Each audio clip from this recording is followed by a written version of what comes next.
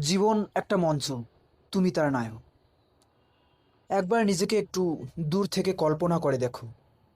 তুমি আছো একটা বিশাল মঞ্চে, চারপাশে আলো। কিছু লোক দেখছে, কিছু দেখছেই না। কেউ হয়তো ঠাট্টা করছে, কেউ বা হাততালি দিচ্ছে। কিন্তু আসল ব্যাপারটা হলো, এই মঞ্চটা তোমার জীবন। আর এই নাটকে নায়ক হিসেবে নির্বাচিত হয়েছো শুধু তুমি। মজার বিষয় হলো, তোমার কোনো প্রস্তুতি ছিল না। কেউ আগে থেকে চিত্রনাট্য ধরিয়ে দেয়নি। তবুও তুমি এই মঞ্চে। এটাই জীবন। জীবন কোনো সিনেমা নয়, যেখানে রিহার্সাল করা যায়। এখানে সবই সরাসরি সম্প্রচার। সব ভুল, সব সাফল্য, সব আবেগ লাইভ। জীবনের মঞ্চে প্রতিটি দিন একটা নতুন দৃশ্য। কখনো হাসির, কখনো কান্নার, কখনো একাকিত্বের, কখনো বা আশা জাগানোর। তুমি হয়তো এমন সময়ের মধ্য দিয়ে যাচ্ছ যেখানে কিছুই ঠিকঠাক লাগছে না। সবকিছু কেমন অনিয়মিত, কেমন জটিল, কেমন বোঝার বাইরে। তখন নিজেকে মনে হয় দুর্বল, অক্ষম। এই অনুভূতি আসলে এক নায়কের প্রথম ধাপ। সেই দুর্বলতা ভেঙে তোমার ভিতর থেকে বের হয়ে আসে এক কণ্ঠ, আর না, এবার আমি নিজে কিছু করব। আমরা প্রতিদিন কাউকে না কাউকে অনুসরণ করি। কখনো কোনো সেলিব্রিটি, কখনো ইউটিউবার, কখনো বন্ধুর সফলতা। কিন্তু আমরা ভুলে যাই তাদের জীবন, তাদের মঞ্চ। আমাদের জীবনের মঞ্চ আলাদা।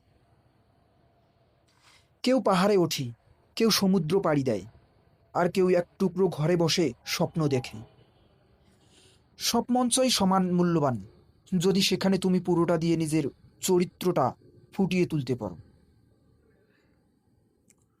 তুমি জানো, পৃথিবীর সবচেয়ে অসাধারণ মানুষরাও খুব সাধারণ জীবন দিয়ে শুরু করেছিল।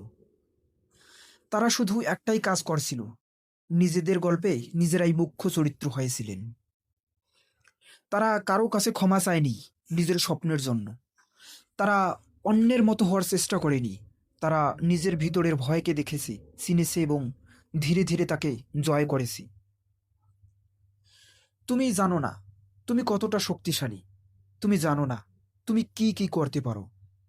তুমি শুধু এখনো নিজের ভেতরের নায়কটাকে জাগাওনি। প্রতিদিন সকালে ঘুম থেকে ওঠার পর একটা কাজ করো। নিজেকে একটা প্রশ্ন করো, আমি আজ কিভাবে নিজের চরিত্রটা ভালোভাবে উপস্থাপন করতে পারি। কাজে মন দেবে, কাউকে সাহায্য করবে, একটা নতুন কিছু শিখবে, না হয় কেবল নিজেকে আরেকটু ভালোবাসবে। তুমি যাই করো, মনে রেখো, তুমি লিখছো তোমার গল্পের প্রতিটা দৃশ্য।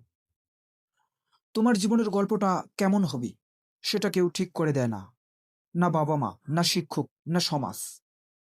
তারা হয়তো ধারণা দেয়, পথ দেখায়, সহায়তা করে, কিন্তু হাঁটতে হয় তোমাকেই। তোমার ইচ্ছা শক্তি, তোমার দৃষ্টিভঙ্গি, তোমার সাহস, এই তিনটা দিয়ে তুমি পারো একেবারে সাধারণ একটা গল্পকে অসাধারণ একটা উপন্যাসে পরিণত করতে।